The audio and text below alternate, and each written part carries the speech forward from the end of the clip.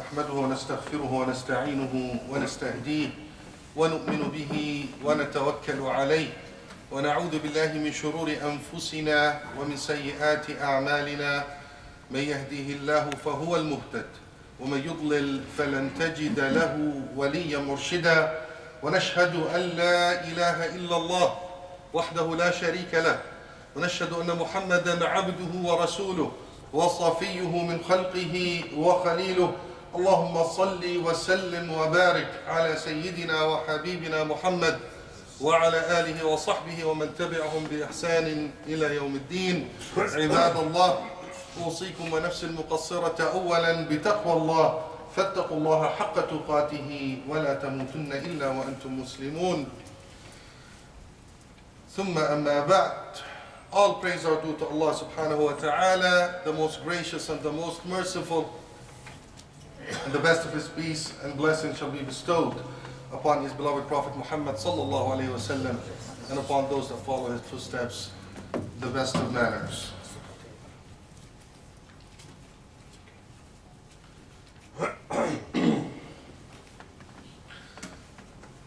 My dear brothers and sisters in Islam,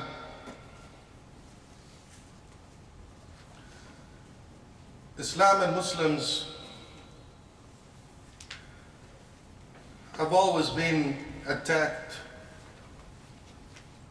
throughout history in different places and different times.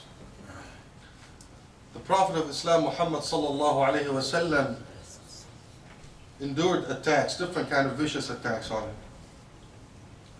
Verbally, physically, conspiracies.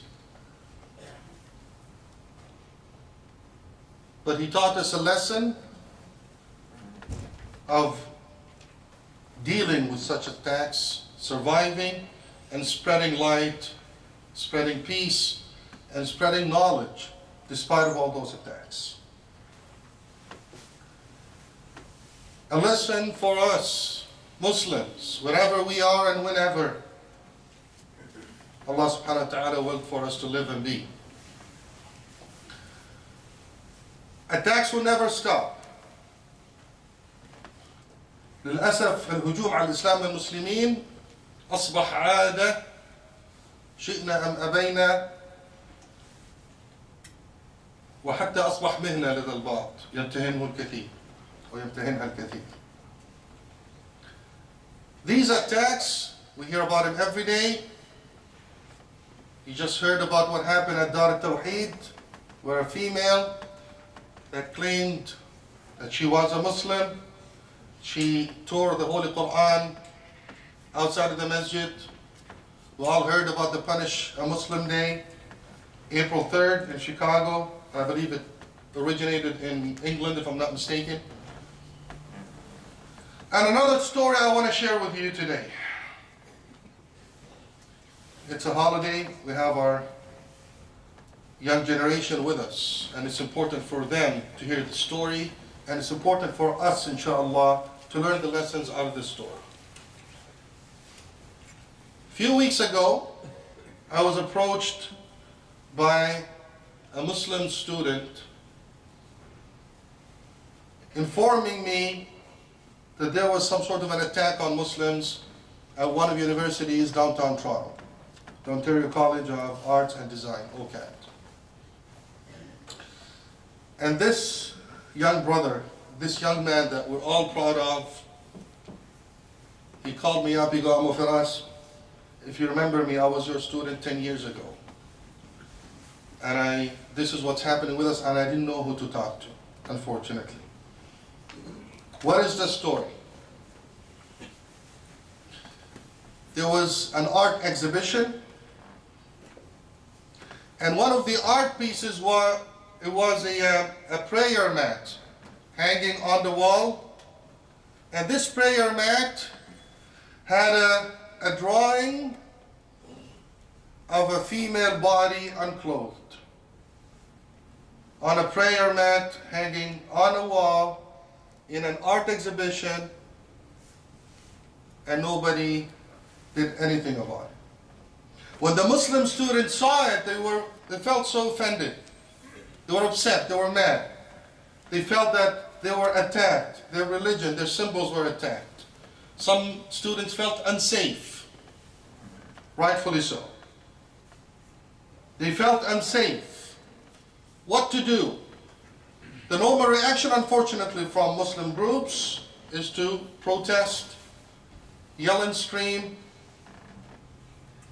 We don't want to get chaotic. This is not acceptable. We don't like that. Yes, a lot of people have a instantaneous emotional reaction because they were hurt.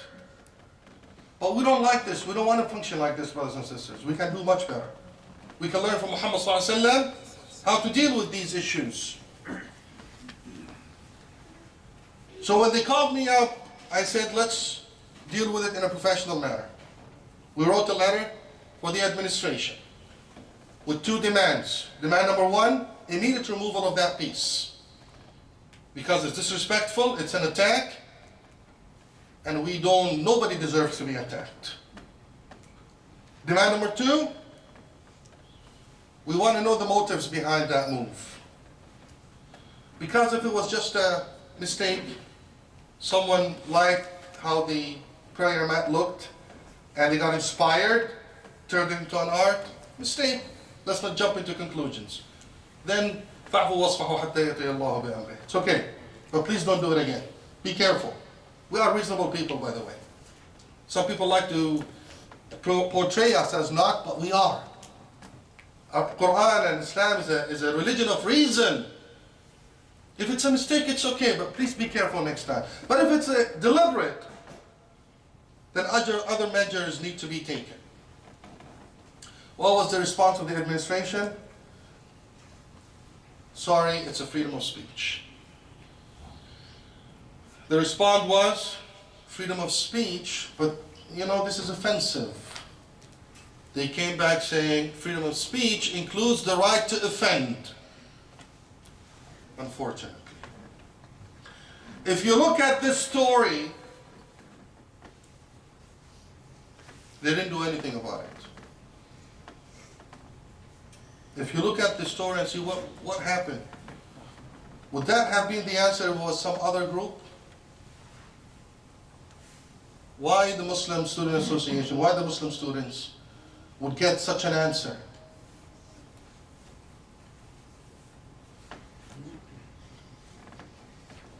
After that, the students found a letter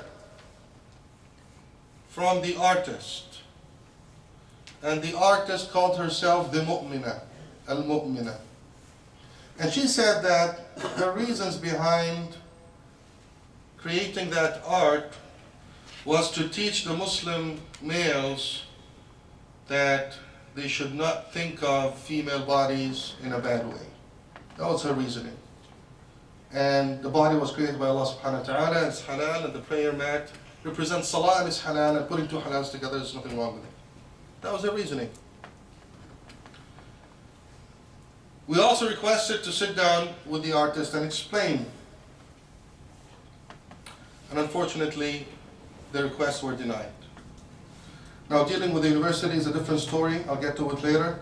But we want to learn from this incident. First of all, there are two things. And everybody, I want all my younger brothers and sisters here, whether you're in university, school, you need to know this. When people attack Islam, there are two reasons why people attack. Because you will see attacks more frequently, unfortunately. Yes, they go up and down. Yes, things are better, but they will happen. When people attack Islam, there are two things. First of all, the attackers, most 99.9% or maybe majority of them, because they're ignorant. They don't know anything about Islam. Rest assured, if they tell you, I have the proof in the Quran, like that lady, Quran is the source of evil and I have the proof. She's ignorant. She doesn't know anything about Islam. And we challenge her. And we challenge anybody. We say it with absolute power and absolute confidence. We challenge them.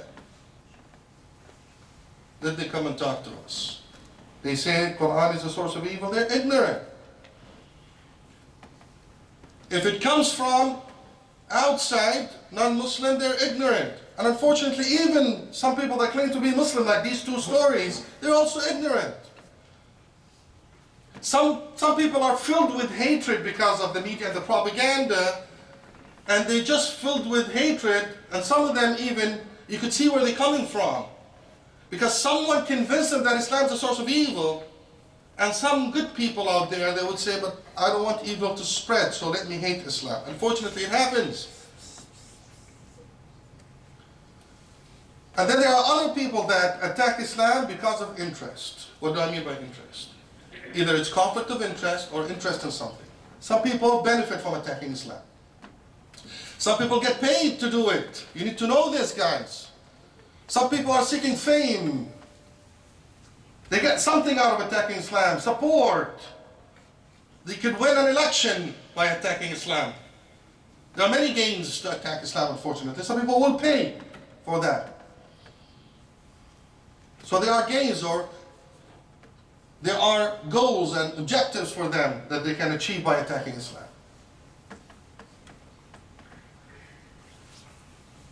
What do we need to learn from this as a community? There are two things that I want to focus on today, inshallah. Point number one, al-ilm. Point number two, al-izza. Al-ilm wal-izza, knowledge, and being aziz. Aziz, there's probably no English word that will come close to it. But being dignified is probably the closest. Having dignity as an individual and as a community. When it comes to ilm, we need to know, when we hear an attack on Islam, especially the one that claims that they have proof from the Quran and Sunnah that prove that Islam is bad, if we don't have ilm, we're going to fall for that trap. Or at least, if we don't ask Ahlul Ilm, we're going to fall for that trap. So your number one point to keep in mind to protect yourself is know that there's no such a thing as a bad Islam. We can prove it. But we need to learn, my dear brothers and sisters. We need to know. For example, that lady that created the piece of art said, Allah gave me the choice, the freedom to choose, and the freedom to do whatever I want. Some people use this in the wrong way. They say, I have the freedom, so I choose not to wear hijab. I'm talking about Muslims now. I have the freedom, so I choose not to pray. I have the freedom, and I'm addressing my younger brothers and sisters here. You might hear this. I have the freedom. Allah said, "Man sha'a falyu'min, man sha'a falyakfur." So I choose not to do this or not to do that. Is that true? Well, we need to know something, my dear brothers and sisters.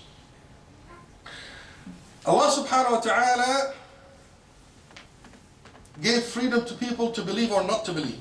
Indeed, Allah subhanahu wa ta'ala said, فَمَنْ شَاءَ فَلْيُؤْمِنْ وَمَنْ شَاءَ فَلْيَكْفُرْ. So choosing the belief or not to believe or not to believe, is your choice. Absolutely. To subscribe to Islam or not is your choice.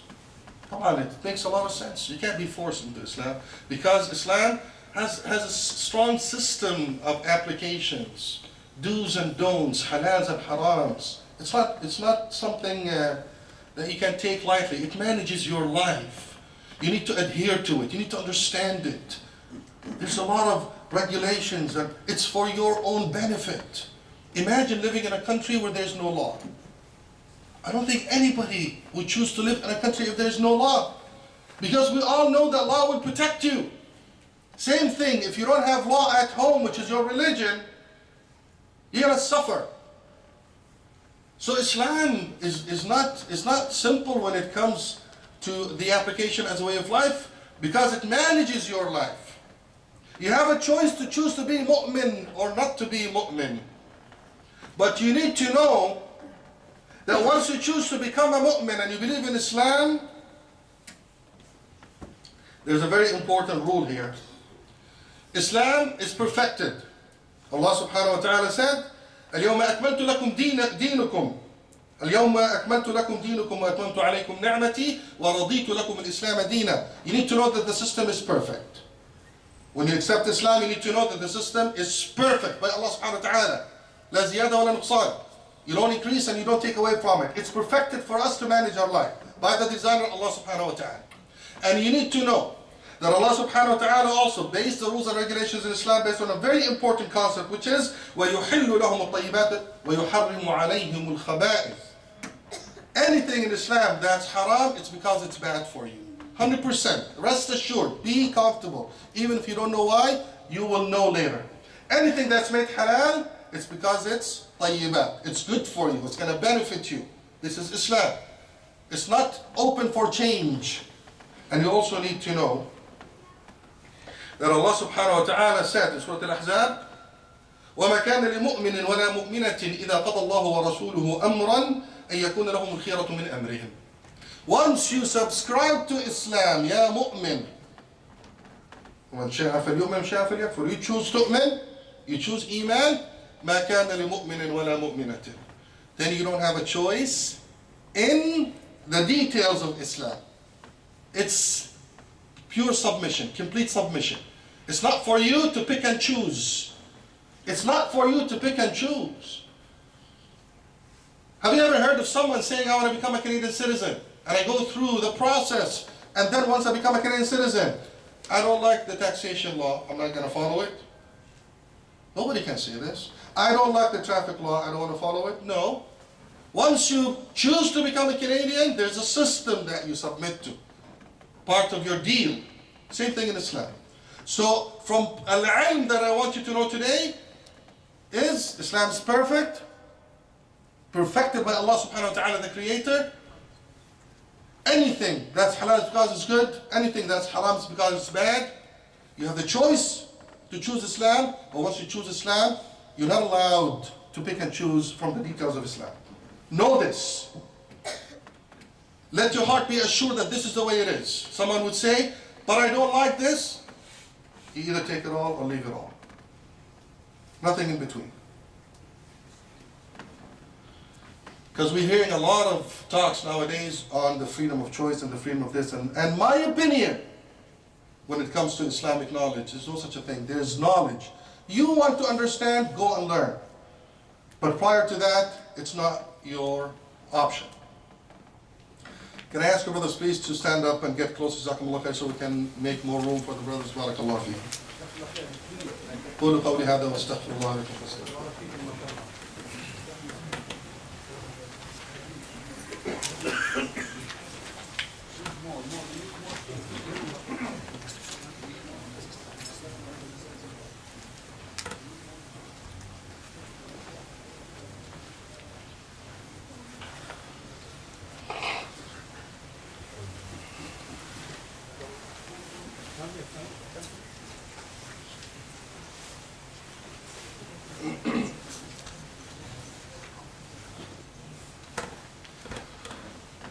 Let's make room, Jazakumullah khair, for your brothers standing in the back. Barakallah. Bismillah, alhamdulillah, wa salatu wa salamu ala rasulillah. So point number one, learning from Rasulullah sallallahu alayhi wa sallam is al-ilm. And al-ilm at two levels, the details and the upper, higher level, the principles of Islam that we need to know, that nobody is allowed to change the principles that Islam, al-haram is khabath, and al-halal is tayyib. Your heart is comfortable with Islam, and you need to know that if someone insists on changing a principle in Islam, this person is called mustahil. Mustahil means this person just created a new religion. It's not Islam. There are areas in Islam that could get updated and changes, but that's related to the mu'amalat. It's not related to the core principles of Islam. It's related to transactions, financial dealings, the way applications. There's room for ijtihad, there's room for developments. But there are core principles in Islam that are not open for change. Al-Izzah. What really broke my heart in the story of the OCAD and the students is the Muslim students representing MSA were in a state of dhillah. In a state of dhillah. And I think the concept of dhillah is not foreign for us, unfortunately, at this age and time. من هو الدليل؟ الدليل هو قريب السقف من الأرض. وهو التفاسير العربية الدليل هو الحقير والوضيع والمهان. الدليل is a worthless person. Means nothing to anybody. It's not worth respect.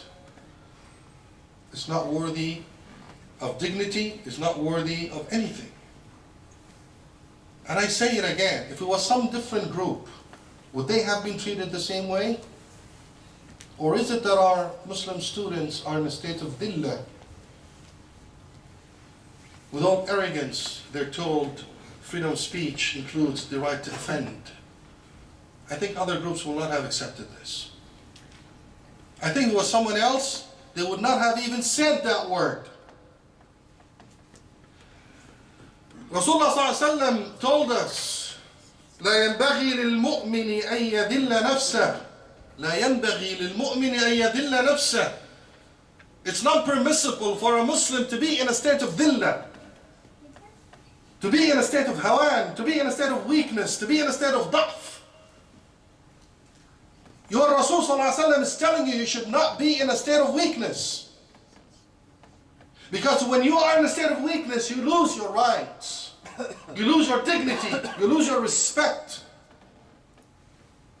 مكانك في المجتمع انتهى كذليل. ليس لك أي اعتبار ولا أي حقوق. إن اخترنا أن نبقى في حالة الذل. Nobody would care about you. Because you choose to be in that state. The Rasulullah ﷺ was asked, وَكَيْفَ يَذِلُّ نَفْسَهُ? How is it possible to be in that state? Who would accept? As-Sahaba radiyallahu alayhim, they couldn't even fathom. Who would accept to be in a state of dhillah? How would people do this to themselves? He said, عليه صلوات الله, يتعرض من البلاء ما لا يطيق. يتعرض من البلاء ما لا يطيق. You're exposing yourself to things that you are not prepared for in the closest meaning. Or كما قال صلى الله عليه وسلم. You are exposing yourself, you're dealing with something without preparation. You don't know the system. You are marginal in the system. You're not participating in the system. You're not part of the system. This is a bala. And you can't deal with it because you're not involved. Because we're still living individuals. We don't see these numbers unless there's a special occasion. We need to prepare for our presence. We need to prepare for our power. We need to prepare for our izzah. We need to prepare for our growth. We are worthy of respect. We are worthy of dignity. Adh-dhul is really bad. The Sallallahu Alaihi Wasallam warned us and asked us to use this dua all the time. Allahumma inni a'udhu bika min al-faqri wal-qilla wal-dhilla. Teach this to your kids so we can have a generation that's aziz. The generation that's aziz will not even accept anybody to touch their rights, their religious rights, any kind of rights. We need a generation that's aziz. And that will only happen if we participate and build that izzah together. We need to understand that we're worth it. Every single one of you is a productive human being, tax-paying. We're in different fields, whether in trades or in professions or small businesses, mashallah. Even in numbers. In Ontario, we can make a difference. Now, what I'm saying here, al-izzah, so no one will take my words and flip them, I'm not calling to take over Ontario. I'm calling to protect ourselves, to be active, productive members of society. This is why we're here. We want to build society with our fellow Canadians. But we're not going to accept to be abused and attacked. This generation, if they keep living under this environment of continuous attack, they will never be strong. Because they will truly believe that Islam is associated with being dhaleel, with being weak. As long as I'm a Muslim, I have to endure attacks, I have to endure abuse, I have to endure, being called names and this and that. They don't want this. We don't want this for them. We need to infuse izzah back in our community. How? We need to build our community. We need to build our masajid. We need to make our masajid places that will always be open and equipped for our children. Our masajid are not the right places for our children because we don't have facilities. We need to build those facilities, not because we want to have buildings, because we want to have foster homes that will build Muslimin a'izza, strong Muslim personalities that will come here and learn and train and develop. We have, mashallah, huge resources we're not able to use. We need to participate in the political process. We are a few weeks away.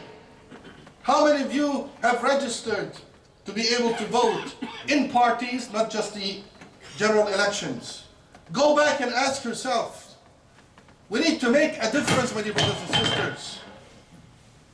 We need to make a difference. We need to be ready to vote, each and every one of you. That's a citizen. You need to vote. And don't listen to anybody that tells you otherwise. Voting is to protect your interests and the interests of Canadians. If we don't vote, we open the door for others to abuse the system. We even need to participate in parties, yes. Because we need to have a say in party leaderships. It's not aib or haram, it's a good thing to do. We're establishing izzah and we're trying to be part of a fair system. My dear brothers and sisters, there is adl and fairness in this country. But guess what? If we're not part of the design and the system, it's going to be biased. And it's just natural. It's going to be biased to a certain group. Unless you participate with your mal, with your juhud, with your nafs, you participate with your time, with your money, whatever you can do. Keep this as a goal for you. We want to build izzah for ourselves and this generation. We want to build a strong, fair Canada. Yes, we want. We want to be part of a strong and fair Canada, and this will never happen if we sit on the couch and isolate ourselves and do nothing.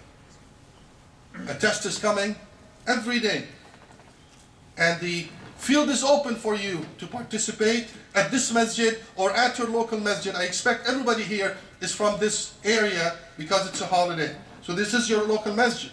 Let's make this place a true beacon that will develop our community and will develop our youngsters and will represent us to protect our dignity and our izzah.